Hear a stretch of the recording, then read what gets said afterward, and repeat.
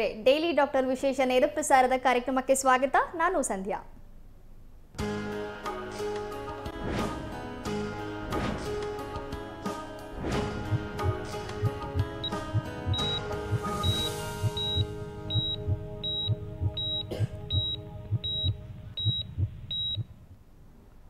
ಸಕ್ಕರೆ ಕಾಯಿಲೆ ಬಂತು ಅಂದ್ರೆ ನಮ್ಮ ಜೀವನದ ಸಂತೋಷದ ಕ್ಷಣಗಳು ಮುಗ್ದೇ ಹೋಯ್ತು ಅಂತ ಜಿಗುಪ್ಸೆಗೊಳಗಾಗ್ತಾರೆ. ಎಷ್ಟೋ ಜನ ನೆಮ್ಮದಿಯಾಗಿ ಊಟ ಮಾಡೋದನ್ನೇ ಬಿಟ್ಬಿಡ್ತಾರೆ. ಹಾಗಾಗಿ ಸಕ್ಕರೆ ಕಾಯಿಲೆ ಬಂದವರ ಆಹಾರ ಪದ್ಧತಿ ಹೇಗಿರಬೇಕು, ಯಾವೆಲ್ಲ ಆಹಾರ ತೆಗೆದುಕೊಳ್ಬೇಕು ಎಂಬುದನ್ನು ತಿಳಿಸಲು ಇವತ್ತು ನಮ್ಮ ಜೊತೆ ಇದ್ದಾರೆ ಡಾಕ್ಟರ್ ಚೀಫ್ ಡಯಟಿಷಿಯನ್ ಆದಂತಹ ಕಾರ್ತಿಕ್ ಗೈ ಸೆಲ್ವಿ. ಡಾಕ್ಟರ್, ಕಾರ್ಯಕ್ರಮಕ್ಕೆ ಸ್ವಾಗತ. ಡಾಕ್ಟರ್, ಮೊದಲಿಗೆ ಡಯಾಬಿಟಿಸ್ ಇರುವಂತಹವರ ಡಯಟ್ ಹೇಗಿರಬೇಕು ಅನ್ನೋದನ್ನ ತಿಳಿಸಿ. ಜನರಲ್ ಆಗಿ ಡಯಾಬಿಟೀಸ್ ಅಂದರೆ ಈ ಥರ ಫುಡ್ ತಗೋಬಾರ್ದು, ಆ ಥರ ಜಾಸ್ತಿ ಮಿಕ್ಸ್ ಇರುತ್ತೆ. ಹಂಗೆ ಯಾವ ಥರ ಏನಿಲ್ಲ, ನಾರ್ಮಲ್ ಆಗಿ ಬ್ಯಾಲೆನ್ಸ್ಡ್ ಆಗಿ ಫುಡ್ ಇರಬೇಕಾಗಿತ್ತು. ಕೆಲವು ಐಟಮ್ಸ್ ಮಾತ್ರ ಅವಾಯ್ಡ್ ಮಾಡಬೇಕಾಗಿತ್ತು. ಯಾಕೆಂದರೆ ಸಕ್ಕರೆ, ಬೆಲ್ಲ, ಜೇನುತುಪ್ಪ ಇದು ಅವಾಯ್ಡ್ ಮಾಡಬೇಕಾಗಿತ್ತು. ಯಾಕೆಂದರೆ ಸಿಂಪಲ್ ಶುಗರ್ಸ್, ಅದರಲ್ಲಿ ಬೇಗ ಬ್ಲಡ್ ಗ್ಲೂಕೋಸ್ ಎಲಿವೇಟ್ ಆಗುತ್ತೆ. ಸೆಕೆಂಡ್, ಜಾಸ್ತಿ ತರಕಾರಿಗಳು ತಗೋಬೇಕಾಗಿತ್ತು. ಯಾಕೆಂದರೆ ನಾರಿನಾಂಶ ಇಂಪಾರ್ಟೆಂಟ್. ಪ್ರಾಪರ್ ಸ್ಪೇಸಿಂಗ್ ಇರಬೇಕಾಗಿತ್ತು, ಕರೆಕ್ಟ್ ಟೈಮಿಂಗ್ಸ್ಗೆ ತಗೋಬೇಕಾಗಿತ್ತು. ಜಾಸ್ತಿ ಗ್ಯಾಪ್ ಇರೋಂಗಿಲ್ಲ. ಪ್ರೋಟೀನ್ ರಿಚ್ ಫುಡ್, ಬೇಳೆ, ಕಾಳುಗಳು, ಹಾಲು, ಈ ಥರ ಎಲ್ಲ ಐಟಮ್ಸ್ ತಗೋಬೋದು. ಬಟ್ ಕರೆಕ್ಟಾಗಿ ಅವರವರು ಹೈಟ್ ವೆಯ್ಟ್ಗೆ ಥರ ಸೇವಿಸಬೇಕಾಗಿತ್ತು ಅಷ್ಟೇ. ಬಟ್ ರೆಗ್ಯುಲರ್ ಎಕ್ಸಸೈಸ್ ಜೊತೆ ಮಾಡಿದ್ರೆ ಪರ್ಫೆಕ್ಟಾಗಿ ಶುಗರ್ ಲೆವೆಲ್ಸ್ ಮೇಂಟೈನ್ ಮಾಡಿಕೊಂಡ್ರೆ ಆರೋಗ್ಯವಾಗಿ ಇರ್ಬೋದು. ಸೊ ಜನರಲಾಗಿ ಬ್ಲಡ್ ಗ್ಲೂಕೋಸ್ 150 ಮೇಂಟೈನ್ ಮಾಡಬೇಕಾಗಿತ್ತು. ರೆಗ್ಯುಲರ್ ಆಗಿ ಬ್ಲಡ್ ಗ್ಲೂಕೋಸ್ ಚೆಕ್ ಮಾಡಬೇಕಾಗಿತ್ತು. ವಾಕಿಂಗ್, ಎಕ್ಸಸೈಸ್ ತುಂಬ ಇಂಪಾರ್ಟೆಂಟ್. ಯೋಗ ಎಲ್ಲ ಮಾಡಿದ್ರೆ ಸರ್ಕ್ಯುಲೇಷನ್ ಚೆನ್ನಾಗಿರುತ್ತೆ. So ideal body weight maintain ಮಾಡಬೇಕಾಗಿತ್ತು. ಕೊಲೆಸ್ಟ್ರಾಲ್ಸ್ ಎಲ್ಲ ಮೇಂಟೈನ್ ಮಾಡಿದ್ರೆ, ಹಂಗೆ ನಾರ್ಮಲ್ ಆಗಿ ಮೇಂಟೈನ್ ಮಾಡಿಕೊಂಡ್ರೆ ಬರೀ ಡಯಟಲ್ಲೇ ಕೂಡ ಡಯಾಬಿಟೀಸ್ ಮೇಂಟೈನ್ ಮಾಡ್ಬೋದು. ಓಕೆ, ನೀವು ಹೇಳಿದ್ರಿ ಯಾವೆಲ್ಲ ಆಹಾರ ಪದ್ಧತಿಗಳನ್ನ ಆಹಾರ ಕ್ರಮಗಳನ್ನ ಅನುಸರಿಸಬೇಕು ಅಂತ ಹೇಳಿ. ಎಷ್ಟೋ ಜನ ಏನು ಮಾಡ್ತಾರೆ ಅಂತ ಹೇಳಿದ್ರೆ, ಜೇನುತುಪ್ಪ ಹಾಗೂ ಬೆಲ್ಲದಲ್ಲಿ ಸಕ್ಕರೆ ಅಂಶ ಕಡಿಮೆ ಇರುತ್ತೆ, ಸೊ ಅದನ್ನ ತಗೊಂಡ್ರೆ ಏನೂ ಆಗಲ್ಲ ಅಂತ ಅವರವರೇ ಡಿಸೈಡ್ ಮಾಡಿಕೊಂಡು ಅದನ್ನ ತಗೊಳ್ತಿರ್ತಾರೆ. ಇದೆಲ್ಲ ಎಷ್ಟು ಸರಿ? ತಗೊಳ್ಬಹುದಾ, ಹೇಗೆ? ತಗೋಬಾರ್ದು. ಯಾಕೆಂದರೆ ಮೋರಾರ್ಲೆಸ್ ಜೇನುತುಪ್ಪ, ಬೆಲ್ಲ, ಸಕ್ಕರೆ ಎಲ್ಲ same calories. So calorie count ತುಂಬ ಇಂಪಾರ್ಟೆಂಟ್. ಅದು ಎಲ್ಲವೇ ಸಿಂಪಲ್ ಶುಗರ್ಸಲ್ಲಿ ಆಗುತ್ತೆ. ಬೇಗ ಶುಗರ್ ಲೆವೆಲ್ಸ್ ಎಲಿವೇಟ್ ಆಗುತ್ತೆ. ಬೇರೆ ನ್ಯೂಟ್ರಿಯನ್ಸ್ ಏನು ಜೇನುತುಪ್ಪ ಕೆಲವರು ಹೇಳ್ತಾರೆ ಮಕ್ಕಳಿಗೆಲ್ಲ ತುಂಬ ಒಳ್ಳೆಯದಂತ. ಬಟ್ ಸಕ್ಕರೆ ಕಾಯಿಲೆ ಇರೋರು ಜೇನುತುಪ್ಪ ಅವಾಯ್ಡ್ ಮಾಡೋದು ತುಂಬ ಒಳ್ಳೆಯದು. ಯಾಕೆಂದರೆ 1 ಚಮಚ ಸಕ್ಕರೆ, ಜೇನುತುಪ್ಪ ಎಲ್ಲ 20 ಕ್ಯಾಲರೀಸ್ ಕೊಡುತ್ತೆ. ಸೊ ಇದು 3 ಐಟಮ್ಸ್ ಅವಾಯ್ಡ್ ಮಾಡೋದು ಒಳ್ಳೆಯದು. ಓಕೆ ಡಾಕ್ಟರ್, ಹಾಗಾದರೆ ಈ ಡಯಾಬಿಟಿಸ್ ಇರುವಂತಹ ಪೇಷಂಟ್ಸು ಅವ್ರ ವೆಯ್ಟನ್ನ ಯಾವ ಥರ ಮೇಂಟೈನ್ ಮಾಡಬೇಕಾಗುತ್ತೆ? ಸೊ ಮೇಯ್ನಾಗಿ ವೆಯ್ಟ್ ಮೇಂಟೈನ್ ಮಾಡೋದು ತುಂಬ ಇಂಪಾರ್ಟೆಂಟ್. ಯಾಕೆಂದರೆ ಇವಾಗ ಜಾಸ್ತಿ ವೆಯ್ಟ್ ಜಾಸ್ತಿ ಆದರೆ ಏನಾಗುತ್ತೆ ಅಂದರೆ ಸ್ಟೋರ್ಡ್ ಫ್ಯಾಟ್ ಜಾಸ್ತಿ ಇರುತ್ತೆ. ಸೊ ಆಮೇಲೆ ಏನಾಗುತ್ತೆ ಅಂದರೆ ಬ್ಲಡ್ ಕೊಲೆಸ್ಟ್ರಾಲ್ ಜಾಸ್ತಿ ಆಗುತ್ತೆ. ಸೊ ಡಯಾಬಿಟೀಸ್ ಇರೋರಿಗೂ ಹೃದಯ ಕಾಯಿಲೆ ಬರೋದು ಚಾನ್ಸಸ್ ಜಾಸ್ತಿ ಇದೆ. ಸೊ ವೆಯ್ಟ್ ಪರ್ಫೆಕ್ಟಾಗಿ ಮೇಂಟೈನ್ ಮಾಡಿದ್ರೆ ಕರೆಕ್ಟಾಗಿ ಇನ್ಸುಲಿನ್ ಆ್ಯಕ್ಷನ್ ಚೆನ್ನಾಗಿರುತ್ತೆ. ಸೊ ಅವರವ್ರ ಐಡಿಯಲ್ ಬಾಡಿ ವೆಯ್ಟ್ ಮೇಂಟೈನ್ ಮಾಡಬೇಕಾಗಿತ್ತು. Regular exercise, proper diet follow ಮಾಡಿದ್ರೆ ಖಂಡಿತಾಗಿ ಮ್ಯಾನೇಜ್ ಮಾಡ್ಬೋದು ಅದರಲ್ಲಿ. ಡಾಕ್ಟರ್, ನಾವಿವತ್ತು ಡಯಾಬಿಟಿಸ್ ಪೇಷಂಟ್ಸ್ ಯಾವ ರೀತಿ ಡಯಟ್ ಮೇಂಟೈನ್ ಮಾಡಬೇಕು ಅನ್ನೋದ್ರ ಬಗ್ಗೆ ಮಾತನಾಡ್ತಿರೋದ್ರಿಂದ ಮಕ್ಕಳಲ್ಲಿ ಇತ್ತೀಚೆಗೆ ಶುಗರ್ ಸಮಸ್ಯೆ ಸರ್ವೇ ಸಾಮಾನ್ಯವಾಗಿದೆ. ಮಕ್ಕಳು ಯಾವ ಥರ ಡಯಟನ್ನು ಮೇಂಟೈನ್ ಮಾಡಬೇಕಾಗುತ್ತೆ? ಸೊ ಜನರಲಿ ಮಕ್ಕಳು ಇವಾಗ ಟೈಪ್ 1 ಡಯಾಬಿಟೀಸ್ ಅಂತ ಹೇಳ್ತೀವಿ. ಸೊ ಮಕ್ಕಳಿಗೆ ಬರೋದು ಟೈಪ್ 1 ಡಯಾಬಿಟೀಸ್. ಅದರಲ್ಲಿ ಇನ್ಸುಲಿನ್ ಪ್ರೊಡ್ಯೂಸೇ ಆಗಲ್ಲ. ಸೊ ಅವ್ರಗಳಿಗೆ ಇನ್ಸುಲಿನ್ ರೆಗ್ಯುಲರ್ ಆಗಿ ಕೊಡಲೇಬೇಕಾಗಿತ್ತು. ಇಲ್ಲಾಂದರೆ ಗ್ಲುಕೋಸ್ ಅಬ್ಸಾರ್ಪ್ಷನ್ ಎಲ್ಲ ಪ್ರಾಪರಾಗಿ ಇರಲ್ಲ. ಸೊ ಅವ್ರಿಗೆ ಏನು ಮಾಡ್ತಾರೆ, ಮೋರಾರ್ಲೆಸ್ ಸೇಮ್ ಲೈಕ್ ಅಡಲ್ಟ್ ಅವ್ರಗಳಿಗೂ ಬ್ಯಾಲೆನ್ಸ್ ಡಯಟ್ ಇರಬೇಕಾಗಿತ್ತು. ಮತ್ತು ಸಕ್ಕರೆ, ಬೆಲ್ಲ, ಜೇನುತುಪ್ಪ, ಆ್ಯರೇಟೆಡ್ ಡ್ರಿಂಕ್ಸ್ ಅದೆಲ್ಲ ಅವಾಯ್ಡ್ ಮಾಡಬೇಕಾಗಿತ್ತು. ಚಿಕ್ಕ ಮಕ್ಕಳಿಗೂ ಅವಾಯ್ಡ್ ಮಾಡೋದು ಕಷ್ಟ ಆಗುತ್ತೆ. ಸೊ ಅದಕ್ಕೆ ಚಿಕ್ಕ ಮಕ್ಕಳಿಗೂ ಕಾರ್ಬೋಹೈಡ್ರೇಟ್ ಕೌಂಟ್ ಅಂತ ಹೇಳ್ತೀವಿ. ಸೊ ಆ ಥರ ಇಟ್ಕೊಂಡು ಒಂದು ಟೈಮಲ್ಲಿ ಯಾವಾಗಲೂ 1 ಟೈಮ್ ಚಾಕ್ಲೇಟ್ ಎಲ್ಲ ಕೊಡ್ಬೋದು ಚಿಕ್ಕ ಮಕ್ಕಳಿಗೂ. ಬಟ್ ಕಾರ್ಬೋಹೈಡ್ರೇಟ್ ಕೌಂಟ್ ಭಾಳ ಇಂಪಾರ್ಟೆಂಟ್.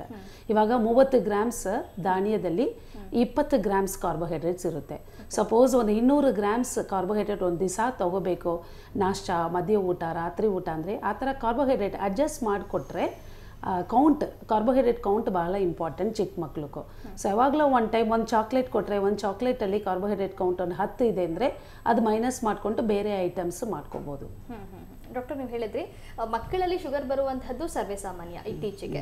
ಆದರೆ ಈ ಕೆಲವು ದಿನಗಳಿಂದ ಹಿಂದೆ ನೋಡೋದಾದ್ರೆ ಟೈಪ್ 1 ಡಯಾಬಿಟಿಸ್ ತುಂಬಾ ಹೆಚ್ಚಾಗ್ತಾ ಇದೆ. ಇದಕ್ಕೆ ಕಾರಣ ಏನು ಅಂತ ಹೇಳ್ತೀರಾ? ಕಾರಣ ಅಂದರೆ ಜಾಸ್ತಿ ಕಾರಣ ಇದೆ. ಬಟ್ ಡಯಟಲ್ಲಿ ಒಂದು ನಾನು ಹೇಳಕ್ಕೆ ಇದು ಮಾಡ್ತಾ ಇದ್ದೀನಿ. ಯಾಕೆಂದರೆ ಇವಾಗ ಜನರಲ್ ಆಗಿ 6 ತಿಂಗಳು ತನಕ ಎದೆ ಹಾಲು ಕೊಡೋದು ಬಹಳ ಇಂಪಾರ್ಟೆಂಟ್ ಇದು. ಬಟ್ ಏನು ಮಾಡ್ತಾರೆ ಕೆಲವರು ಮಕ್ಕಳು ಸಣ್ಣಗಿದ್ದಾರೆ, ಬೇಗ ದಪ್ಪಾಗಬೇಕು ಹಂಗಂತ ಏನು ಮಾಡ್ತಾರೆ 3 ತಿಂಗಳಲ್ಲೇ ಸರಿ ತಿನ್ನಿಸ್ತಾರೆ, ಅನ್ನ ತಿನ್ನಿಸ್ತಾರೆ, ಹಂಗೆ ಮಾಡೋದು ತಪ್ಪು. ಆ ಥರ ಮಾಡಿದ್ರೆ ಈ ಥರ ಟೈಪ್ 1 ಡಯಾಬಿಟೀಸ್ ಬರೋದಕ್ಕೆ ಅದು one of the reason. So ಅದಕ್ಕೆ 6 ತಿಂಗಳಿಂದ 6 ತಿಂಗಳು ಎದೆ ಹಾಲೇ ಕೊಡಬೇಕಾಗಿತ್ತು. 7ನೇ ತಿಂಗಳು ಸ್ಟಾರ್ಟ್ ಮಾಡೋ ಟೈಮಲ್ಲೇ ಸಾಲಿಡ್ ಸ್ಟಾರ್ಟ್ ಮಾಡಬೇಕಾಗಿತ್ತು, ಸಪ್ಲಿಮೆಂಟ್ರಿ ಫೀಡಿಂಗ್ ಹೇಳ್ತೀವಿ. ಸೊ ಅದಕ್ಕೆ ನಾನು ಏನು ಹೇಳಿದೆ ಅಂದರೆ 6 ತಿಂಗಳಿಗೆ ಮುಂಚೆ ಈ ಥರ ಬೇಗ ದಪ್ಪಾಗಬೇಕು ಅಂತ ತಿನ್ನಿಸ್ಬಾರದು. ಅದು one of the reason to get type 1 diabetes. Okay doctor, ನಾವು ಮಕ್ಕಳು ಡಯಟ್ ಬಗ್ಗೆ ನಾವು ಮಾತನಾಡೋದಾದ್ರೆ ಸಾಮಾನ್ಯವಾಗಿ ಮಕ್ಕಳು ಕೇಳಿಲ್ಲ, ಕೇಕ್ ತಿನ್ಬೇಡ, ಬಿಸ್ಕೆಟ್ಸ್ ತಿನ್ಬೇಡ, ಅದನ್ನ ಅವಾಯ್ಡ್ ಮಾಡು ಅಂತ ಹೇಳಿದ್ರೆ ಕೇಳಿಲ್ಲ. ಸೊ ಇತ್ತೀಚೆಗೆ ಏನು ಶುಗರ್ ಪೇಷಂಟ್ಸ್ಗೆ ಅಂತಾನೆ ಕೆಲವೊಂದು ಆಹಾರ ಪದ್ಧತಿಗಳ ಬದಲಾವಣೆಗಳು ಕೂಡ ಆಗಿದೆ. ಅಂದ್ರೆ ಶುಗರ್ ಫ್ರೀ ಐಟಮ್ಸ್ ಇರ್ಬೋದು, ಶುಗರ್ ಲೆಸ್ ಬಿಸ್ಕೆಟ್ಸ್ ಇರ್ಬೋದು, ಅದನ್ನೆಲ್ಲ ತಗೊಳ್ಬಹುದಾ? ಹೇಗೆ ತಗೋಬಹುದು, ಲಿಮಿಟೆಡ್ ಆಗಿ ತಗೊಂಡ್ರೆ ತಗೋಬಹುದು. ಈವನ್ ಶುಗರ್ ಫ್ರೀ ಸ್ಯಾಕ್ರಿನ್ ಇದೆ, ಅಸ್ಪಾರ್ಟಮಿನ್ ಇದೆ. ಸೊ ಅದೆಲ್ಲ ಬರೀ ಕಾಫಿ ಟೀ ವಿದೌಟ್ ಶುಗರ್ ಕುಡಿಯೋಕೆ ಕಷ್ಟ ಆಗುತ್ತೆ. ಸೊ ಒಂದು ದಿವಸಕ್ಕೆ 2-3 ಟೈಮ್ ಯೂಸ್ ಮಾಡಿದ್ರೆ ಏನು ತಪ್ಪಿಲ್ಲ, ಸೇಫ್ ಆಗಿರುತ್ತೆ. ಅದರಲ್ಲೇ ಒಂದು ದಿವಸಕ್ಕೆ 3 ಟೈಮ್ ಸ್ವೀಟ್ ಮಾಡಿ ತಗೊಳ್ಳೋದು ಅದು ಅಡ್ವೈಸಬಲ್ ಇಲ್ಲ. ಮೇಯ್ನಾಗಿ ಒಂದು ಹೇಳೋದಂದರೆ ಗರ್ಭಿಣಿ ಇರುತ್ತಲ್ವಾ ಒಂದು ಡಯಾಬಿಟೀಸ್, ಅವರು ಮಾತ್ರ ಆರ್ಟಿಫಿಷಿಯಲ್ ಸ್ವೀಟ್ನರ್ ತಗೊಳ್ಳೋದು ಅಡ್ವೈಸಬಲ್ ಇಲ್ಲ. ಡಾಕ್ಟರ್, ನೀವು ಹೇಳಿದ್ರಿ ಗರ್ಭಿಣಿ ಸ್ತ್ರೀಯರು ಕೂಡ ಬಹಳ ಎಚ್ಚರ ವಹಿಸಬೇಕು ಈ ವಿಚಾರದಲ್ಲಿ ಅನ್ನುವಂಥದ್ದನ್ನ. ಗರ್ಭಿಣಿ ಸ್ತ್ರೀಯಲ್ಲಿ ಇರುವಾಗ ಶುಗರ್ ಬಂದ್ರೆ ಅದು ಮಕ್ಕಳು ಮೇಲೆ, ಹುಟ್ಟೋ ಮಗುವಿನ ಮೇಲೆ ಯಾವ ರೀತಿ ಪರಿಣಾಮ ಬೀರುತ್ತೆ? ಸೊ ಆ್ಯಕ್ಚುಲಿ ಬರುತ್ತಾ ಹೇಗೆ? ಅವ್ರ control manage blood glucose proper ಆಗಿ ಮ್ಯಾನೇಜ್ ಮಾಡಿಕೊಂಡ್ರೆ ಮಕ್ಕಳಿಗೆ ಬರೋದಕ್ಕೆ ಸಾಧ್ಯ ಅಲ್ಲ. ಇನ್ ಕೇಸ್ ಅವರು ಸರಿಯಾಗಿ ಬ್ಲಡ್ ಗ್ಲೂಕೋಸ್ ಸರಿಯಾಗಿ ಮಾಡಿಲ್ಲ ಅಂದರೆ ಆ ಮಕ್ಕಳಿಗೂ ಮ್ಯಾಕ್ರೋ ಅಂತ ಹೇಳ್ತೀವಿ, ದೊಡ್ಡ ಬಿಗ್ ಸೈಜ್ ಬೇಬೀಸ್ ಬರ್ತಾರೆ. ಮತ್ತು ಅವ್ರಿಗೆ ಕಂಜೆನಿಟಲ್ ಅಬ್ನಾರ್ಮಾಲಿಟೀಸ್ ಎಲ್ಲ ಬರೋದಕ್ಕೂ ಸಾಧ್ಯ ಇದೆ. ಸೊ ಅದಕ್ಕೆ ಕರೆಕ್ಟಾಗಿ ಗರ್ಭಿಣಿಸ್ತರಿಗೆ ಆ ಥರ ಶುಗರ್ ಇದ್ದರೆ ಪ್ರಾಪರಾಗಿ ಶುಗರ್ ಮೈಂಟೈನ್ ಮಾಡ್ಕೋಬೇಕಾಗಿತ್ತು. ಪ್ರಾಪರ್ ಡಯಟ್, ಎಕ್ಸಸೈಸ್, ಇನ್ಸುಲಿನ್ ಎಲ್ಲ ಕರೆಕ್ಟಾಗಿ ತಗೋಬೇಕಾಗಿತ್ತು. ಶುಗರ್ ಲೆವೆಲ್ಸ್ 150 ಅದರೊಳಗೆ ಮೇಂಟೈನ್ ಮಾಡ್ಕೊಂಡಿದ್ರೆ ಖಂಡಿತಾಗಿ ಮಗುಗೆ ಏನೂ ಪ್ರಾಬ್ಲಮ್ ಬರಲ್ಲ. ಓಕೆ, ಮಗು ಆಗಿದ ನಂತರ ಡೆಲಿವರಿ ಆದ ನಂತರ ಆಕೆಗೆ ಶುಗರ್ ಇರುತ್ತಾ ಹೋಗುತ್ತಾ? ಅದು 6 ತಿಂಗಳು ಬಿಟ್ಟು ತಿರ್ಗಾ ಚೆಕ್ ಮಾಡಬೇಕಾಗಿತ್ತು. ಸೊ ನಾರ್ಮಲ್ ಶುಗರ್ಸ್ ಇದ್ದರೆ ಇರಲ್ಲ. ಇನ್ ಕೇಸ್ ಅವಾಗಲೂ ಶುಗರ್ ಲೆವೆಲ್ಸ್ ಜಾಸ್ತಿ ಇದ್ದರೆ HbA1c ಒಂದು ಟೆಸ್ಟ್ ಇದೆ, ಆ್ಯಾವರೇಜ್ ಶುಗರ್, ಅದು ಚೆಕ್ ಮಾಡಿ ಅದರಲ್ಲಿ ಜಾಸ್ತಿ ಇದ್ದರೆ ಅವರ ಡಯಾಬಿಟೀಸ್ ಇದೆ ಅಂತ ಅರ್ಥ. ಕೆಲವ್ರಿಗೆ 6 ತಿಂಗಳಾದಮೇಲೆ ಇರಲ್ಲ. ಸೊ ಅದಕ್ಕೆ ಮೇಯ್ನಾಗಿ ಈ ಥರ ಬರೋದಕ್ಕೆ ಮೇಯ್ನ್ ರೀಸನ್ ಏನಂದರೆ ಸೆಡೆಂಟ್ರಿ ಲೈಫ್, ಜಾಸ್ತಿ ಆ್ಯಕ್ಟಿವಿಟಿ, ಫಿಸಿಕಲ್ ಆ್ಯಕ್ಟಿವಿಟಿ ಇರಲ್ಲ, ತುಂಬ ಫುಡ್, ಜಂಕ್ ಫುಡ್ಸ್ ಮತ್ತು ಫುಡ್ಡೆಲ್ಲ ಡಂಪ್ ಮಾಡೋದು, ಅದರಿಂದ ಈ ಥರ ಬರ್ತಾ ಇದೆ. ಡಾಕ್ಟರ್, ಎಷ್ಟೋ ಜನ ವಯಸ್ಕರು ದೊಡ್ಡವರು ಏನು ಮಾಡ್ತಾರೆ, ಶುಗರ್ ಇದೆ ಅಂತ ಗೊತ್ತಿರುತ್ತೆ, ಆದರೆ ಅವರು ಮಕ್ಳಿಗೆ ಯಾವ ಥರ ಹಠ ಮಾಡ್ತಾರೆ, ಅವರು ಅಷ್ಟೇ ಹಠ ಮಾಡ್ತಾರೆ. ಇಲ್ಲ ಶುಗರ್ಲೆಸ್ ಕಾಫಿ ಕುಡಿಯೋಕ್ಕಾಗಲ್ಲ, ಟೀ ಕುಡಿಯೋಕ್ಕಾಗಲ್ಲ, ಶುಗರ್ ಹಾಕೇ ಕುಡಿ, ಶುಗರ್ ಇರುವಂಥ ಟೀ ಕುಡಿಯೋದು, ಟ್ಯಾಬ್ಲೆಟ್ಸ್ ತೊಗೊಂಡು ಇವಾಗ ಏನೂ ಪ್ರಾಬ್ಲಮ್ ಆಗಲ್ಲ ಅನ್ನುವಂಥದ್ದು ಅವ್ರ ಮೈಂಡ್ ಸೆಟ್ಟು. ಇದೆಲ್ಲ ಮಾಡುವಂಥದ್ದು ಎಷ್ಟು ಸರಿ, ಯಾವ ಥರ ತೊಂದರೆಗಳಾಗುತ್ತೆ? ಸೊ ಆ ಥರ ಪ್ರಾಪರಾಗಿ ಒಂದು ದಿವಸ ತೊಗೊಂಡ್ರೆ ಏನು ಪ್ರಾಬ್ಲಮ್ ಬರಲ್ಲ. ಹಂಗೆ ರೆಗ್ಯುಲರ್ ಆಗಿ ಕಂಟಿನ್ಯೂ ಮಾಡಿದ್ರೆ ಶುಗರ್ ಲೆವೆಲ್ಸ್ ಪ್ರಾಪರಾಗಿ ಕಂಟ್ರೋಲಲ್ಲಿಲ್ಲ ಅಂದರೆ, ಸಪೋಸ್ 150 ಇರಬೇಕಂದ್ರೆ 300, 400 ಎಲ್ಲ ಹೋದರೆ ಸಮ್ಟೈಮ್ಸ್ ಡಯಾಬಿಟಿಕ್ ಕೀಟೋಅಸಿಡೋಸಿಸ್ ಅಂತೇವೆ, ಕೋಮಾ ಸ್ಟೇಜ್ ಕೂಡ ಹೋಗ್ತಾರೆ. ಸೊ ಅದು ಒಂದು ರೀಸನ್. ಸೆಕೆಂಡ್ ಅಂದರೆ ಅವ್ರಿಗೆ ಗೊತ್ತಿರಲ್ಲ, ಏನಂದರೆ ಕಣ್ಣಲ್ಲಿ ಅಫೆಕ್ಟ್ ಆಗುತ್ತೆ, ಮತ್ತು ಮೂತ್ರಕೋಶ ಅಫೆಕ್ಟ್ ಆಗುತ್ತೆ, ಆಮೇಲೆ ಏನಾಗುತ್ತೆ ಅಂದರೆ ಹೃದಯ, ಎಲ್ಲ ಆರ್ಗನ್ಸ್ ಅಫೆಕ್ಟ್ ಆಗುತ್ತೆ, ಹೃದಯ ಕಾಯಿಲೆ ಅಫೆಕ್ಟ್ ಆಗುತ್ತೆ. ಸೊ ಅವ್ರಿಗೆ ಗೊತ್ತಿರಲ್ಲ. ಸೊ ಅದಕ್ಕೆ ಫಸ್ಟ್ ನಿಮ್ಮ ಡಯಾಬಿಟೀಸ್ ಬಂದರೆ mentally you should accept, okay ನಮ್ಗೆ ಬಂದಿದೆ, ಇದೇನು ದೊಡ್ಡ ಕಾಯಿಲೆ ಎಲ್ಲ ಇಲ್ಲ, ಚೂರು ಪ್ರಾಪರಾಗಿ ರೆಗ್ಯುಲರ್ ಆಗಿ ಫಿಸಿಕಲ್ ಆ್ಯಕ್ಟಿವಿಟಿ, ಡಯಟ್ ಎಲ್ಲ ಫಾಲೋ ಮಾಡಿ, ಆಮೇಲೆ ಈ ಶುಗರಿ ಐಟಮ್ಸ್ ಮಾತ್ರ ಅವಾಯ್ಡ್ ಮಾಡಿದ್ರೆ ಹೆಲ್ದಿಯಾಗಿರ್ಬೋದು. 40 years 50 years ತನಕ ನಾರ್ಮಲ್ ಆಗಿ ವಿದೌಟ್ ಅಫೆಕ್ಟಿಂಗ್ ದ ಆರ್ಗನ್ಸ್ ಕೂಡ ಇದ್ದಾರೆ. ಸೊ ಮೈಂಡ್ ಕಂಟ್ರೋಲ್ ಮೇಯ್ನ್ ಆಗಿ ಬೇಕಾಗಿತ್ತು. ಡಾಕ್ಟರ್, ಎಷ್ಟೋ ಜನ ಏನು ಮಾಡ್ತಾರೆ, ಶುಗರ್ ಬಂದಿದೆ ಅಂತ ಗೊತ್ತಿರುತ್ತೆ, ಟ್ಯಾಬ್ಲೆಟ್ಸ್ ಯಾರು ತಗೋತಾರೆ, ಒಂದ್ಸಲ ಶುಗರ್ಗೆ ಟ್ಯಾಬ್ಲೆಟ್ಸ್ ತಗೊಳಕ್ಕೆ ಶುರು ಮಾಡಿದ್ರೆ ತಗೋತಾನೇ ಇರಬೇಕು ಜೀವನ ಪೂರ್ತಿ ಅನ್ನುವಂಥದ್ದನ್ನ ಆ ಥರ ಯೋಚನೆ ಮಾಡಿ, ಇಲ್ಲ ಏನು ಆಹಾರ ಪದ್ಧತಿಯಲ್ಲೇ ಡಯಟ್ ಮಾಡಿಕೊಂಡು ಯೋಗ ಎಕ್ಸಸೈಸ್ ಮಾಡ್ಕೊಂಡು ಆರಾಮಾಗಿರ್ತೀನಿ, ನಾನು ಮೆಡಿಸಿನ್ ಬೇಡ, ಟ್ರೀಟ್ಮೆಂಟ್ ಬೇಡ ಅಂತಲೂ ಮೇಂಟೈನ್ ಮಾಡ್ತಿರ್ತಾರೆ. ಹಂಗೆ ಮಾಡಬಹುದಾ? ಸರಿನಾ? ಆ್ಯಕ್ಚುಲಿ ಡಯಟ್ ಎಕ್ಸಸೈಸ್ ಮಾಡಿ ಕಂಟ್ರೋಲ್ ಮಾಡ್ಬೋದು. ಬ್ಲಡ್ ಗ್ಲೂಕೋಸ್ ರೆಗ್ಯುಲರ್ ಆಗಿ ಚೆಕ್ ಮಾಡಬೇಕಾಗಿತ್ತು. ಡಯಟ್ ಎಕ್ಸಸೈಸ್ ಎರಡಲ್ಲಿ ಕಂಟ್ರೋಲೇ ಆಗಿಲ್ಲ.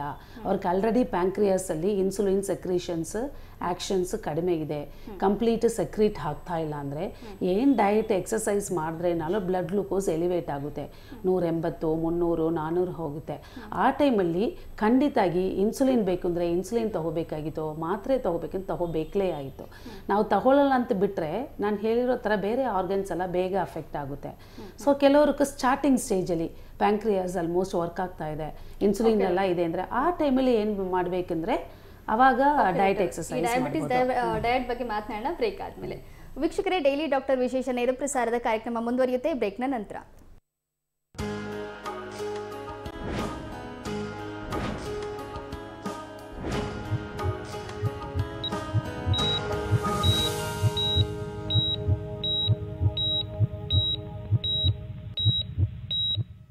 ಬ್ರೇಕ್ನ ನಂತರ ಡೈಲಿ ಡಾಕ್ಟರ್ ವಿಶೇಷ ನೇರ ಪ್ರಸಾರದ ಕಾರ್ಯಕ್ರಮಕ್ಕೆ ಮತ್ತೆ ಸ್ವಾಗತ ವೀಕ್ಷಕರೇ. ಡಾಕ್ಟರ್, ನಾವು ಡಯಾಬಿಟಿಸ್ ಡಯಟ್ ಬಗ್ಗೆ ನಾವು ಮಾತನಾಡ್ತಾ ಇದ್ದೀವಿ. ಐಡಿಯಲ್ ಡಯಟ್ ಅಂದರೆ ಐಡಿಯಲ್ ಬಾಡಿ ವೆಯ್ಟನ್ನು ಯಾವ ರೀತಿ ಮನೆಯಲ್ಲೇ ಅವ್ರು ಕ್ಯಾಲ್ಕುಲೇಟ್ ಮಾಡ್ಕೊಳ್ಬಹುದು? ಆ್ಯಕ್ಚುಲಿ ಈಸಿ ಆಗುತ್ತೆ. ಇವಾಗ ಒಂದು ಮೇಲ್ ಅಂದರೆ ಎತ್ತರ ನೋಡಬೇಕಾಗಿತ್ತು. ಸಪೋಸ್ ಒಂದು 5 ಫೀಟ್ ಅಂದರೆ 152.5 ಸೆಂಟಿಮೀಟರ್. ಸೊ ಆ ಥರ ಸೆಂಟಿಮೀಟರಲ್ಲಿ ಕನ್ವರ್ಟ್ ಮಾಡ್ಕೋಬೇಕಾಗಿತ್ತು. 160 ಸೆಂಟಿಮೀಟರ್ ಅಂದರೆ ತೂಕ ನೋಡಬೇಕಾಗಿತ್ತು. 60 kgs ಇದೆ ಅಂದರೆ ಇಟ್ಕೊಳ್ಳಿ. ಸೊ ಮೇಯ್ನಾಗಿ ಮೇಲಂದರೆ 160 minus 100. Okay. Height in centimetre minus 100 ಮೇಲಂದರೆ. ಸೊ ಅದರಲ್ಲಿ +or-2. ಸೊ 160 ಮೈನಸ್ 60 ಅಂದರೆ 160 ಮೈನಸ್ 100 ಅಂದರೆ 60 kgs ಬರುತ್ತೆ. +or-2 58 62 kgs ತನಕ ಇರ್ಬೋದು ಮೇಲಂದರೆ, -100. ಅದೇ ಇದು ಫೀಮೇಲ್ ಅಂದರೆ height in centimetre -105. Okay. So 160 minus 105 ಅಂದರೆ 55 kgs. ಸೊ 53 57 kgs ತನಕ ಇರ್ಬೋದು. ಸೊ ಈಸಿಯಾಗಿ ಈ ಥರ ಮ್ಯಾನೇಜ್ ಮಾಡ್ಬೋದು. ಸೊ ಮೇಲಂದರೆ height minus 100 centimetre and female ಅಂದರೆ height in centimetre -105 centimetre. So ಈ ಥರ ಮಾಡಿದ್ರೆ ಈಸಿಯಾಗಿ ಅವ್ರಿಗೆ ನಾವು ಐಡಿಯಲ್ ವೆಯ್ಟ್ ಇದ್ದಾರಾ, 3 kgs ಜಾಸ್ತಿ ಇದೆಯಾ, 4 kgs ಜಾಸ್ತಿ ಇದೆಯಾ ಅಂದರೆ ಅದು ಥರ ಎಕ್ಸಸೈಸ್ ಎಲ್ಲ ಮಾಡಿ ಕಡಿಮೆ ಮಾಡಬೇಕಾಗಿತ್ತು. ಓಕೆ ಡಾಕ್ಟರ್, ನೀವು ಹೇಳ್ತಿದ್ದೀರಾ ಶುಗರ್ ಪೇಷಂಟ್ಸ್ಗೆ ಆಹಾರ ಪದ್ಧತಿ ಎಷ್ಟು ಮುಖ್ಯವೋ ಅವ್ರು ಮಾಡುವಂತಹ ಯೋಗ ಇರಬಹುದು, ಎಕ್ಸಸೈಸ್ ಕೂಡ ಅಷ್ಟೇ ಮುಖ್ಯ ಆಗುತ್ತೆ ಅಂತ ಹೇಳಿ ಅವರ ಜೀವನದಲ್ಲಿ ಲೈಫ್ ಸ್ಟೈಲ್ನ ಯಾವ ರೀತಿ ಚೇಂಜ್ ಮಾಡ್ಕೊಳ್ಬೇಕಾಗುತ್ತೆ ಶುಗರ್ ಬಂದ ಮೇಲೆ? ಶುಗರ್ ಬಂದಮೇಲೆ ಮೇಯ್ನಾಗಿ ಮೈಂಡಲ್ಲಿ ಓಕೆ ಬಂದಿದೆ, ಅದು you should take it as positive. Negative ಆಗಿ ಫಸ್ಟ್ ತೊಗೋಬಾರ್ದು. ಕೆಲವರು ತುಂಬ ಬೇಜಾರು ಮಾಡ್ಕೊಳ್ತಾರೆ, ಹಂಗಿರಬಾರ್ದು. ಸೊ ಬಂದಿದ್ದು ಇವಾಗ ಮುಂದಕ್ಕೆ ಏನು ಮಾಡಬೇಕು ಅಂದರೆ ರೆಗ್ಯುಲರ್ ಆಗಿ ಎಕ್ಸಸೈಸ್ ಒಂದು ಅರ್ಧ ಗಂಟೆ ಅಥವಾ 3/4 ಗಂಟೆ ಬ್ರಿಸ್ಕ್ ವಾಕಿಂಗ್ ಮಾಡಬೇಕಾಗಿತ್ತು. ಮತ್ತು ಯೋಗ ಭಾಳ ಇಂಪಾರ್ಟೆಂಟ್, ಯಾಕೆಂದರೆ ಮೈಂಡ್ ಕಂಟ್ರೋಲ್ ಆಗುತ್ತೆ. ಈಸಿ ಯೋಗ ಅಂದರೆ ಸೂರ್ಯ ನಮಸ್ಕಾರ ಒಂದು ದಿವಸಕ್ಕೆ ಒಂದು 12 ಟೈಮ್ಸ್ ಮಾಡಿದ್ರೆ ಮೇಯ್ನಾಗಿ ವೇಸ್ಟ್ ಲೈನ್ ಹೇಳ್ತೀವಿ. ಸೊ ಹೊಟ್ಟೆ ಎಲ್ಲ ಟ್ರಿಮ್ ಆಗಿರುತ್ತೆ.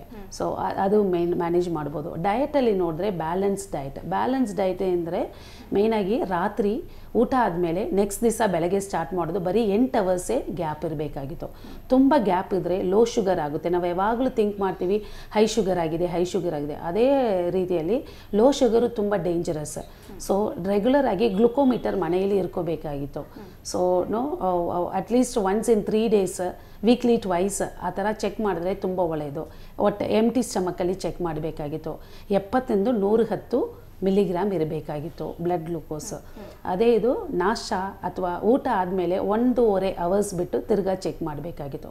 ಅದು 140 150 ಇದ್ದರೆ ಓಕೆ, 180 ತನಕ ಕೂಡ ಓಕೆ. ಅದಕ್ಕೆ ಮೇಲೆ ಹೋದರೆ ಅನ್ಕಂಟ್ರೋಲ್ ಡಯಾಬಿಟೀಸ್ ಅಂತ ಹೇಳ್ತೀವಿ. So coming to the diet ಏನಂದರೆ ಮೇಯ್ನಾಗಿ ಆದಷ್ಟು ಹೋಲ್ ಗ್ರೈನ್ಸ್, ಹೋಲ್ ಗೋಧಿ, ರಾಗಿ, ಸಿಪ್ಪೆ ಜೊತೆ ಇರೋ ಪದಾರ್ಥಗಳು ತಗೋಬೇಕಾಗಿತ್ತು ಆ ಥರ. ಆಮೇಲೆ ಬೇಳೆ ಕಾಳುಗಳು ತಗೋಬೇಕಾಗಿತ್ತು ರೆಗ್ಯುಲರ್ ಆಗಿ, ಯಾಕೆಂದರೆ protein also plays an important role. Proper protein ತೊಗೊಂಡ್ರೆ ಶುಗರ್ ಕಂಟ್ರೋಲ್ ಇರುತ್ತೆ. ನೆಕ್ಸ್ಟ್ ವೆಜಿಟಬಲ್ಸೇ ಪ್ರಾಪರ್ ಮೆಡಿಸಿನ್ ಡಯಾಬಿಟೀಸ್. ಒಂದು ದಿವಸಕ್ಕೆ ಒಂದು ಅರ್ಧ kgs ತರಕಾರಿಗಳು ರೆಗ್ಯುಲರ್ ಆಗಿ ತೊಗೊಂಡ್ರೆ ಬ್ಲಡ್ ಗ್ಲೂಕೋಸ್ ಪ್ರಾಪರಾಗಿ ಕಂಟ್ರೋಲ್ ಆಗುತ್ತೆ. ಈವನ್ ತೂಕ ಕೂಡ ಪ್ರಾಪರಾಗಿ ಮೇಂಟೈನ್ ಆಗುತ್ತೆ. ಅದರಲ್ಲಿ ಆಲೂಗಡ್ಡೆ, ಸುವರ್ಣಗೆಡ್ಡೆ, ಗೆಣಸು ತಗೋಬಾರ್ದು. ಸೊ ಕ್ಯಾರೆಟ್, ಬೀಟ್ರೂಟ್, ಹಸಿ ಬಟಾಣಿ, ಬಾಳೆಕಾಯಿ ಈ 4 ತರಕಾರಿಗಳು ವಾರಕ್ಕೆ 1 ಟೈಮ್ ಸೇವಿಸ್ಬೋದು. ಅದು ಬಿಟ್ಟರೆ ಆದಷ್ಟು ಸೊಪ್ಪುಗಳು ಮತ್ತು ಬೀನ್ಸ್, ಚಪ್ರದವರೆ, ಬೆಂಡೆಕಾಯಿ ತಗೊಳ್ಬಾರ್ದು ಅಂತ ಹೇಳ್ತಾರೆ. ಶುಗರ್ ಮೇಯ್ನ್ ಆಗಿ ಹೈ ಗ್ಲೈಸಿಮಿಕ್ ಇಂಡೆಕ್ಸ್ ಅಂತ ಹೇಳ್ತೀವಿ. ತಗೊಂಡ್ಮೇಲೆ ಇಮ್ಮಿಡಿಯೇಟ್ ಆಗಿ ಬ್ಲಡ್ಡಲ್ಲಿ ಗ್ಲುಕೋಸ್ ರಿಫ್ಲೆಕ್ಟ್ ಆಗುತ್ತೆ. ಆ ಥರ ಹಣ್ಣುಗಳೆಂದರೆ ಬಾಳೆಹಣ್ಣು ತಗೋಬಾರದು. ಮೇಯ್ನಾಗಿ ಬಾಳೆಹಣ್ಣು ಮತ್ತು ಚಿಕ್ಕು, ಹಲಸಿನ ಹಣ್ಣು, ಚಿಕ್ಕು, ಮಾವಿನ ಹಣ್ಣು, ಗ್ರೇಪ್ಸ್ ಮತ್ತು ಒಣದ್ರಾಕ್ಷಿ ಇದೆಲ್ಲ ಅವಾಯ್ಡ್ ಮಾಡಬೇಕಾಗಿತ್ತು. ತಗೋಬೇಕಂದ್ರೆ ಮೇಯ್ನಾಗಿ ಆ್ಯಪಲ್, ಸೀಬೆಹಣ್ಣು, ಮೊಸಂಬಿ, ಆರೆಂಜ್, ಕಲ್ಲಂಗಡಿ ಮತ್ತು ನೇರಳೆ ಹಣ್ಣು, ಪರಂಗಿ ಹಣ್ಣು ಈ ಹಣ್ಣುಗಳು ತೊಗೋಬೋದು. ಅದು ಕೂಡ ಒಂದು ದಿವಸಕ್ಕೆ 100 ಗ್ರಾಮ್ಸ್, ಅದು ಜಾಸ್ತಿ ತೊಗೊಳಂಗಿಲ್ಲ. ಯಾಕೆಂದರೆ ಜಾಸ್ತಿ ತೊಗೊಂಡ್ರೆ, ಯಾಕೆಂದರೆ ಇಷ್ಟಪಟ್ಟು ತೊಗೊಳ್ತೀವಿ, ಬ್ಲಡ್ ಗ್ಲೂಕೋಸ್ ಇನ್ಕ್ರೀಸ್ ಆಗುತ್ತೆ. ಸೊ ಮೇಯ್ನಾಗಿ ಕ್ಯಾಲರಿ ಕೌಂಟ್ ಇಲ್ಲ. ಸೊ ಕ್ಯಾಲರಿ ಕೌಂಟ್ ಭಾಳ ಇಂಪಾರ್ಟೆಂಟ್. ಇವನ್ ನಾನ್ ವೆಜಿಟೇರಿಯನ್ಸ್ ಕೂಡ ಮೊಟ್ಟೆ ಬಿಳಿ ಭಾಗ ತೊಗೋಬೋದು. ಭಂಡಾರ ಅವಾಯ್ಡ್ ಮಾಡಬೇಕಾಗಿತ್ತು. ವಾರಕ್ಕೆ 1 ಅಥವಾ 2 ಟೈಮ್ ತೊಗೋಬೋದು. ಯಾಕೆಂದರೆ ಕೊಲೆಸ್ಟ್ರಾಲ್ ಅದರಲ್ಲಿ ಜಾಸ್ತಿ ಇರುತ್ತೆ. ಚಿಕನ್ ಅಥವಾ ಮೀನೆಲ್ಲ 2-3 ಪೀಸು ಲಿಮಿಟೆಡ್ ಆಗಿ ತೊಗೋಬೇಕಾಗಿತ್ತು. ಒಂದು ಸಾರು ಥರ ತೆಂಗಿನಕಾಯಿ, ಕೊಬ್ಬರಿ, ಕಡಲೆ ಬೀಜ ಅದೆಲ್ಲ ಅವಾಯ್ಡ್ ಮಾಡಬೇಕಾಗಿತ್ತು. ಬಟ್ ಕೆಲವ್ರಿಗೂ ಬಾದಾಮಿ ತೊಗೋಬೋದಾ ಅಂತ ಇರುತ್ತೆ. ಬಟ್ ಬಾದಾಮಿ ತುಂಬ ಒಳ್ಳೆಯದು. ಒಂದು ದಿವಸಕ್ಕೆ 4 ಅಥವಾ 5 ಬಾದಾಮಿ ತೊಗೋಬೋದು. ಹಾಲು ತಗೊಳ್ಳೋದೇ ಇಲ್ಲ ಮೋಸ್ಟ್ ಆಫ್ ದ ಡಯಾಬಿಟೀಸ್. ಯಾಕೆಂದರೆ ಹಾಲು ತೊಗೊಂಡ್ರೆ ದಪ್ಪ ಆಗ್ತೀವಿ, ಶುಗರ್ ಇನ್ಕ್ರೀಸ್ ಆಗುತ್ತೆ. ಹಾಗೆಲ್ಲ ಏನಿಲ್ಲ. ಮೇಯ್ನು ಲೋ ಫ್ಯಾಟ್ ಮಿಲ್ಕ್ ತೊಗೋಬೇಕಾಗಿತ್ತು. ಬಾಯ್ಲ್ ಮಾಡಿ ಕೆನೆ ತೆಗೆದು ಅದರೊಳಗೆ ಕಾಫಿ, ಟೀ, ಮೊಸರು, ಮಜ್ಜಿಗೆ ಎಲ್ಲ ಸೇರಿ ಬರಬೇಕಾಗಿತ್ತು. ಸೊ ಪ್ರೋಟೀನ್, ಕ್ಯಾಲ್ಶಿಯಂ, ಫಾಸ್ಫರಸ್ ಅದು ತುಂಬ ಇಂಪಾರ್ಟೆಂಟ್. ಸೊ ಇವಾಗಲೇ ಡಯಾಬಿಟಿಸ್ ಎಲ್ಲ ಕಟ್ ಮಾಡಿಬಿಟ್ರೆ ಮೂಳೆ ಎಲ್ಲ ವೀಕ್ ಆಗುತ್ತೆ, ಆಸ್ಟಿಯೋಫೋರೋಸಿಸ್ ಆಗುತ್ತೆ, ಬೇಗ ಫ್ರ್ಯಾಕ್ಚರ್ ಆಗುತ್ತೆ. ಇವಾಗ 40-50 ಏಜಲ್ಲಿ ಬಾತ್ರೂಮಲ್ಲಿ ಸ್ಕಿಪ್ ಆಗಿ ಬಿದ್ದರೆ ಫ್ರ್ಯಾಕ್ಚರ್ ಆಗುತ್ತೆ. ಅದಕ್ಕೆಲ್ಲ main reason calcium deficiency. So ಒಂದು ದಿವಸಕ್ಕೆ 300 ಮಿಲಿ ಹಾಲು ಖಂಡಿತಾಗಿ ತೊಗೋಬೇಕಾಗಿತ್ತು. ಈ ಥರ ಪ್ರಾಪರ್ ಸ್ಪೇಸಿಂಗ್ ಹಸುವಾಗೋದಕ್ಕೆ ಮುಂಚೆ ತೊಗೋಬೇಕಾಗಿತ್ತು. ಸೊ ಮಧ್ಯ ಮೀಲ್ಸ್ ಇನ್ ಬಿಟ್ವೀನ್ ಬ್ರೇಕ್ಫಾಸ್ಟ್, ಲಂಚಲ್ಲಿ ಸ್ವಲ್ಪ ಮಜ್ಜಿಗೆ ಅಥವಾ 2-3 ಬಿಸ್ಕಟ್ಸ್, ಕಾಲು ಉಸ್ಲಿ ಆ ಥರ ತೊಗೋಬೇಕಾಗಿತ್ತು. ಈ ಥರ ಪ್ರಾಪರಾಗಿ ಫಾಲೋ ಮಾಡಿದ್ರೆ ಖಂಡಿತಾಗಿ ಶುಗರ್ ಮೇಂಟೈನ್ ಆಗುತ್ತೆ, ವೆಯ್ಟ್ ಮೇಂಟೈನ್ ಆಗುತ್ತೆ. ಸೊ ಈ ಥರ ಫಾಲೋ ಮಾಡಿದ್ರೆ ಸೊ ದಟ್ ಕಾಂಪ್ಲಿಕೇಶನ್ಸ್ ಬರೋದು ಪೋಸ್ಟ್ಪೋನ್ ಮಾಡ್ಬೋದು. ಓಕೆ ಡಾಕ್ಟರ್, ನೀವು ಹೇಳ್ತಿದ್ದೀರಾ ಹಣ್ಣು ತರಕಾರಿಗಳು ಎಷ್ಟು ಮುಖ್ಯ ಆಗುತ್ತೆ, ಯಾವುದೆಲ್ಲ ತಗೋಬಹುದು, ಯಾವುದೆಲ್ಲ ಅವಾಯ್ಡ್ ಮಾಡಬೇಕು ಅಂತ ಹೇಳಿ. ನೀವು ಹೇಳಿದ್ರಿ ನಾರಿನಾಂಶವನ್ನು ಹೆಚ್ಚಾಗಿ ಸೇವಿಸಬೇಕು ಡಯಾಬಿಟಿಸ್ ಇರುವಂಥವ್ರು ಅಂತ ಹೇಳಿ. ಸೊ ಈ ನಾರಿನಾಂಶ ಇರುವಂತಹ ಪದಾರ್ಥಕ್ಕೂ ಶುಗರ್ಗೂ ಯಾವ ರೀತಿ ಸಂಬಂಧ ಇದೆ, ಯಾವ ರೀತಿ ಹೆಲ್ಪ್ ಆಗುತ್ತೆ? ಸೊ ಜನರಲ್ ಆಗಿ as per national institute of nutrition main ಆಗಿ ಒಂದು ನಾರ್ಮಲ್ ಅಡಲ್ಟ್ 25 ಗ್ರಾಮ್ಸ್ ನಾರಿನಾಂಶ ಖಂಡಿತಾಗಿ ತಗೊಳ್ಳೇಬೇಕು. ಮೇಯ್ನ್ ಈಸಿ ಜನರಲ್ ಆಗಿ ಮಲ್ಪದತೆ ಇರುತ್ತಲ್ವಾ, ಮೇಯ್ನ್ ಆಗಿ ಕಾನ್ಸ್ಟಿಪೇಷನ್ ಎಲ್ಲ ಇರುತ್ತೆ, ಅದಕ್ಕೂ ಇಂಪಾರ್ಟೆಂಟ್. ಈ ಥರ ನಾರಿನಾಂಶ ತಗೊಂಡ್ರೆ ಪ್ರಾಪರಾಗಿ ಮೋಷನ್ಸ್ ಎಲ್ಲ ಹೋಗುತ್ತೆ. ಸೆಕೆಂಡ್, ಬ್ಲಡ್ ಗ್ಲೂಕೋಸ್ ಕಂಟ್ರೋಲ್ ಆಗುತ್ತೆ. ನಾರಿನಾಂಶ ಒಂದು ಮೀಲ್ಸ್, ಎಲ್ಲ ಮೀಲ್ಸ್ ಜೊತೆ ನಾರಿನಾಂಶ ಇದ್ದರೆ ಬ್ಲಡ್ ಗ್ಲೂಕೋಸ್ ಸ್ಲೋ ಆಗಿ ಲಿಬ್ರೇಟ್ ಆಗುತ್ತೆ. ಸೊ ದಟ್ ಲೋ ಶುಗರ್ ಇರಲ್ಲ, ಹೈ ಶುಗರ್ ಇರಲ್ಲ. ಸೊ ಅದು ಇಂಪಾರ್ಟೆಂಟ್. ಮತ್ತು ಇನ್ನೊಂದು ಇಂಪಾರ್ಟೆಂಟ್ ಇದೆ ಫಂಕ್ಷನ್ ಏನಂದರೆ ನಾರಿನಾಂಶ ಎಕ್ಸಸ್ ಕೊಲೆಸ್ಟ್ರಾಲ್ ಜೊತೆ ಬೈಂಡ್ ಮಾಡಿ ಮೋಷನ್ ಜೊತೆ ಹೊರಗಡೆ ಹೋಗುತ್ತೆ. ಸೊ ಇದು 3 ಇಂಪಾರ್ಟೆಂಟ್ ಇದೆ ನಾರಿನಾಂಶ ಅಂದಿದೆ. ಮೇಯ್ನಾಗಿ ನಾರಿನಾಂಶ ಅಂದರೆ ಮೇಯ್ನಾಗಿ ಪ್ಲಾಂಟ್ ಸ್ಕಿನ್ನಲ್ಲಿ ಇರುತ್ತೆ, ಮೇಯ್ನಾಗಿ ಕಾಳುಗಳಲ್ಲಿ ಇರುತ್ತೆ. ಇವಾಗ ಬೇಳೆಕ್ಕಿಂತ ಹೆಸರು ಕಾಳು, ಕಡಲೆಕಾಳು, ಹುರುಳಿಕಾಳು ಆ ಥರ ಕಾಳುಗಳು ತೊಗೊಂಡ್ರೆ ಅದರಲ್ಲಿ ನಾರಿನಾಂಶ ಇರುತ್ತೆ. ಮತ್ತು ಗೋಧಿ, ರಾಗಿ ಮತ್ತು ಬಾಜ್ರಾ ಅದೇ ಸ್ಕಿನ್ನಲ್ಲಿ ಇರುತ್ತಲ್ವ, ಅದರಲ್ಲಿ ನಾರಿನಾಂಶ ಇರುತ್ತೆ. ಅದಕ್ಕೆ ಯಾವಾಗಲೂ ಗೋಧಿ ಹಿಟ್ಟೆಲ್ಲ ಜಲಡೆ ಮಾಡೋಂಗಿಲ್ಲ. ಯಾಕೆಂದರೆ ಆ ಸಿಪ್ಪೆ ಹೋದರೆ ನಾರಿನಾಂಶ ಹೋಗುತ್ತೆ.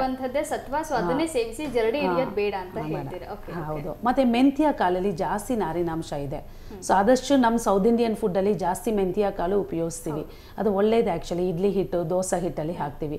ಸೊ ಮೆಂತ್ಯ ಕಾಳು ಒಂದು ದಿವಸಕ್ಕೆ 2-3 ಟೀ ಸ್ಪೂನ್ ಅಟ್ಲೀಸ್ಟ್ ಹೋಗಲೇಬೇಕಾಗಿತ್ತು. ಇವನ್ ಚಿಕ್ಕೂರಲ್ಲಿ ದೊಡ್ಡೂರಲ್ಲಿ ತುಂಬ ಒಳ್ಳೆಯದು ನಾರಿನಾಂಶ ಅದರಲ್ಲಿಂದ ಸಿಗುತ್ತೆ. ಆಮೇಲೆ ಸೌತೆಕಾಯಿ ತೊಗೊಳ್ತೀವಿ, ವಾಶ್ ಮಾಡಿಬಿಟ್ಟು ಸಿಪ್ಪೆ ಜೊತೆ ತೊಗೋಬೇಕು. ಸೊ ಸಿಪ್ಪೆ ತೆಗೆದುಬಿಟ್ರೆ ನಾರಿನಾಂಶ ಹೊಟ್ಟೋಗುತ್ತೆ. ಸೊ ಅದಕ್ಕೆ ಮತ್ತು 90 ವರ್ಷ ಅವರು ಇದ್ದಾರೆ, ಅವ್ರಿಗೆ ಗೋಧಿ ಸೇರಲ್ಲ, ಕೆಲವ್ರಿಗೆ ಸೀಲಿಯಾಕ್ ಡಿಸೀಸ್ ಅಂತ ಹೇಳ್ತೀವಿ. ಆ ಥರ ಇರೋರು ರೈಸೇ ಸೇವಿಸಬಾರದು ಅಂತ ಮಿತ್ತಿದೆ. ಹಂಗೆ ಏನಿಲ್ಲ. ರೈಸ್ ಜೊತೆ ಜಾಸ್ತಿ ತರಕಾರಿಗಳು ನಾರಿನಾಂಶ ಇರೋದು ತೊಗೊಂಡ್ರೆ ಬ್ಲಡ್ ಗ್ಲೂಕೋಸ್ ಮೇಂಟೈನ್ ಆಗುತ್ತೆ. More or less glycaemic index ಅಂತ ಹೇಳ್ತೀವಿ. ಅದು ಅಕ್ಕಿ, ಗೋಧಿ, ರಾಗಿ ಎಲ್ಲದಲ್ಲಿ ಇರುತ್ತೆ, ಸೇಮ್ ಇರುತ್ತೆ. ಸೊ ಅದಕ್ಕೆ ರೈಸ್ ತಿನ್ನಬಾರದು ಅಂತ ಏನಿಲ್ಲ. ರೈಸ್ ಜೊತೆ ಜಾಸ್ತಿ ತರಕಾರಿ ತೊಗೊಂಡ್ರೆ ಏನು ಪ್ರಾಬ್ಲಮ್ ಇಲ್ಲ. ಓಕೆ ಡಾಕ್ಟರ್, ಬ್ರೇಕ್ ಆದಮೇಲೆ ಡಯಟ್ ಬಗ್ಗೆ ಮಾತನಾಡೋಣ. ಒಂದು ಬ್ರೇಕ್ ಇರುತ್ತೆ ವೀಕ್ಷಕರೇ. ಈಗ ಒಂದು ಬ್ರೇಕ್ ಇರುತ್ತೆ. ಬ್ರೇಕ್ ಆದಮೇಲೆ ಡಯಾಬಿಟಿಸ್ ಡಯಟ್ ಮುಂದುವರಿಯುತ್ತೆ.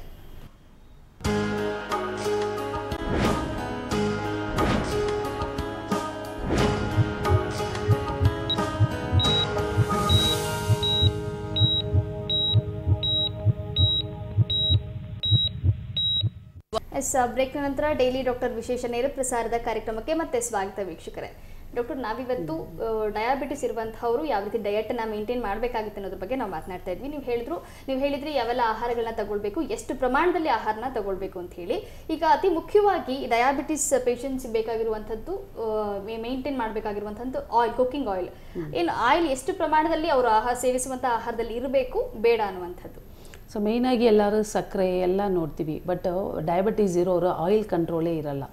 ಸೊ ಅದಕ್ಕೂ ಶುಗರ್ಗೂ ಸಂಬಂಧ ಇಲ್ಲ. ಸೊ ಸಿಗಿರೋದು ಮಾತ್ರ ಶುಗರ್ಗೂ ತಿಂತಾರೆ, ಆ ಥರ ಇಲ್ಲ. ಮೇಯ್ನಾಗಿ ಆಯಿಲ್ ಅಂದರೆ 3 ಟೈಪ್ಸ್ ಆಫ್ ಇದೆ. ಒಂದು ಸ್ಯಾಚುರೇಟೆಡ್ ಫ್ಯಾಟ್ಸ್ ಅಂತ ಹೇಳ್ತೀವಿ, ತುಪ್ಪ, ಬೆಣ್ಣೆ, ಕೆನೆ ಎಲ್ಲ ಸ್ಯಾಚುರೇಟೆಡ್ ಫ್ಯಾಟ್ಸ್ ಅಂತೀವಿ. ಇದು ತುಂಬ ಏನೋ ಕೊಲೆಸ್ಟ್ರಾಲ್ ಎಲ್ಲ ಇನ್ಕ್ರೀಸ್ ಆಗುತ್ತೆ. ಸೊ ಇದು ಅವಾಯ್ಡ್ ಮಾಡಬೇಕಾಗಿತ್ತು. ಯಾವಾಗಲೂ ಒನ್ ಟೈಮ್ 1 ಚಮಚ ತೊಗೊಂಡ್ರೆ ಏನು ಪ್ರಾಬ್ಲಮ್ ಇಲ್ಲ, ಬಟ್ ರೆಗ್ಯುಲರ್ ಆಗಿ ಇದು ತೊಗೊಳಂಗಿಲ್ಲ. ಯಾಕೆಂದರೆ it will increase the cholesterol level. ಮತ್ತು ಇನ್ನೊಂದು ಪಾಲಿ ಅನ್ಸ್ಯಾಚುರೇಟೆಡ್ ಫ್ಯಾಟಿ ಆ್ಯಸಿಡ್ ಅಂತ ಹೇಳ್ತೀವಿ. ಅದೆಲ್ಲ ಎಳ್ಳೆಣ್ಣೆ ಮತ್ತು ಸನ್ಫ್ಲವರ್, ಸಫೋಲಾ ಆಯಿಲ್, ಆಮೇಲೆ ಇದರಲ್ಲಿ ಇರುತ್ತೆ ಈವನ್ ರೈಸ್ ಬ್ರ್ಯಾನ್ ಆಯಿಲ್, ಇದರೆಲ್ಲ ಪಾಲಿ ಅನ್ಸ್ಯಾಚುರೇಟೆಡ್ ಫ್ಯಾಟಿ ಆ್ಯಸಿಡ್ಸ್ ಇರುತ್ತೆ. ಇದು ಸೇವಿಸ್ಬೋದು. ಆಮೇಲೆ mono unsaturated fatty acids, olive oil, ಕಡಲೆ ಬೀಜ ಎಣ್ಣೆ, ಸೊ ಇದೆಲ್ಲ ಮೋನೋ ಅನ್ಸ್ಯಾಚುರೇಟೆಡ್ ಫ್ಯಾಟಿ ಆ್ಯಸಿಡ್ಸ್, ಇದು ಯೂಸ್ ಮಾಡ್ಬೋದು. ಸೊ ಇವಾಗ poly unsaturated fatty acids, mono unsaturated fatty acids, ಈ ಥರ ಆಯಿಲ್ ಯೂಸ್ ಮಾಡ್ಬೋದು. ಯಾವುದೇ ಆಯಿಲ್ ಇರಲಿ ಲಿಮಿಟೆಡ್ ಆಗಿ ತಗೋಬೇಕಾಗಿತ್ತು. ಒಂದು ತಿಂಗ್ಳಕ್ಕೂ ಈಸಿಯಾಗಿ ಕ್ಯಾಲ್ಕುಲೇಟ್ ಮಾಡ್ಬೋದು. ಒಬ್ರಿಗೂ ತಿಂಗ್ಳಕ್ಕೆ ಅರ್ಧ ಲೀಟರ್, ಮ್ಯಾಕ್ಸಿಮಮ್ 3/4 ಲೀಟರ್ ಯೂಸ್ ಮಾಡ್ಬೋದು. 3 ಮೀಲ್ಸು ಮನೆಯಲ್ಲಿ ತಗೊಂಡ್ರೆ. ಕೆಲವರು ಒಂದು ಮೀಲ್ ಮನೆಯಲ್ಲಿ ತೊಗೊಂಡು 2 ಮೀಲ್ ಹೊರಗಡೆ ತೊಗೊಂಡು ಅರ್ಧ ಲೀಟರ್ ಅಂದರೆ ಜಾಸ್ತಿ ಆಗುತ್ತೆ.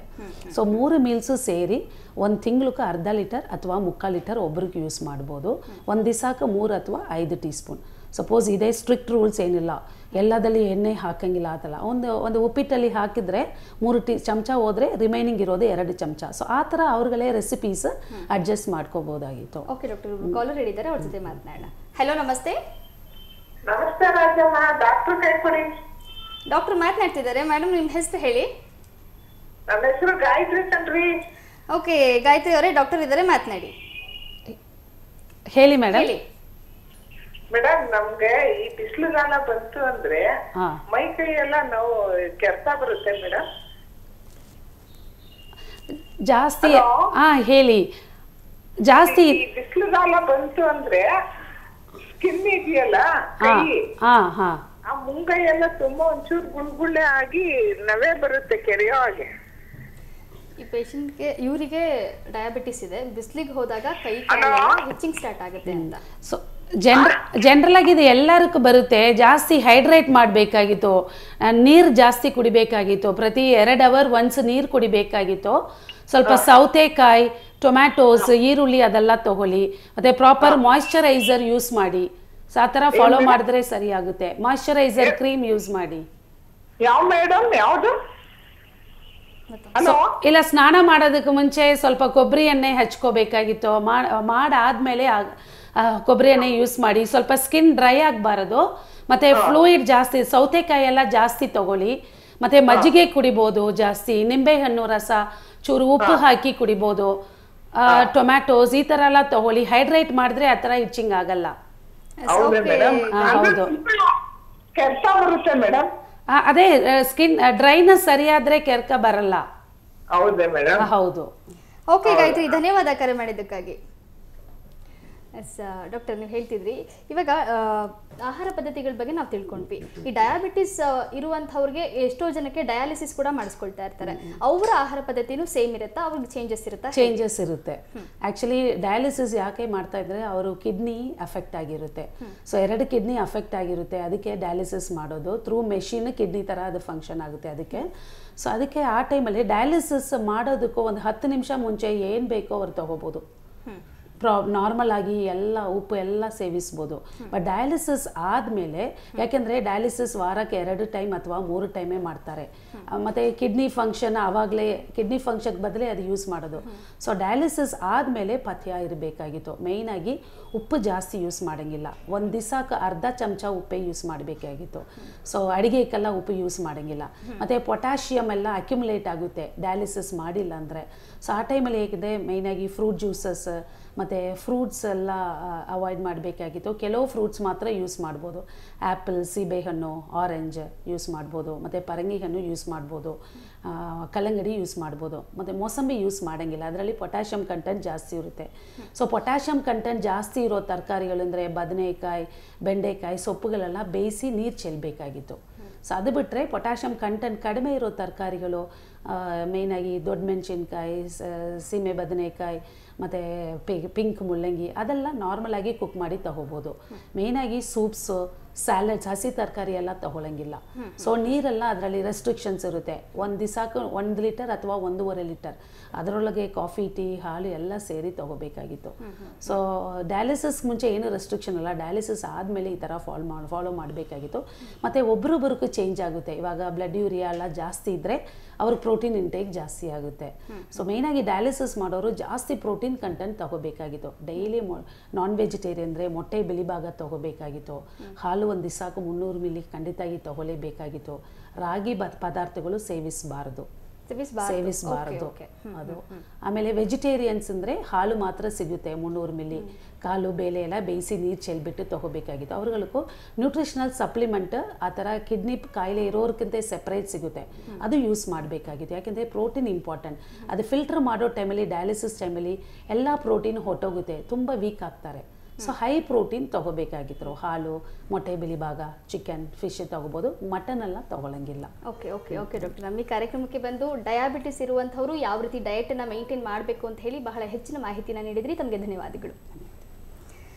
ನೋಡಿದ್ರಲ್ಲ ವೀಕ್ಷಕರೇ, ಇಷ್ಟೊತ್ತು ಮಧುಮೇಹಿಗಳ ಆಹಾರ ಪದ್ಧತಿ ಹೇಗಿರಬೇಕು ಅಂತ ತಿಳ್ಕೊಂಡ್ರಿ. ನಾಳೆ ಮತ್ತೊಂದು ವಿಷಯದೊಂದಿಗೆ ನಿಮ್ಮನ್ನು ಭೇಟಿಯಾಗ್ತೀನಿ. ಸುದ್ದಿ, ಸಮಾಚಾರ ಹಾಗೂ ಮನರಂಜನೆಗಾಗಿ ನೋಡ್ತಾ ಇರಿ BN TV. ಇದು ನಿಮ್ಮ ಧ್ವನಿ.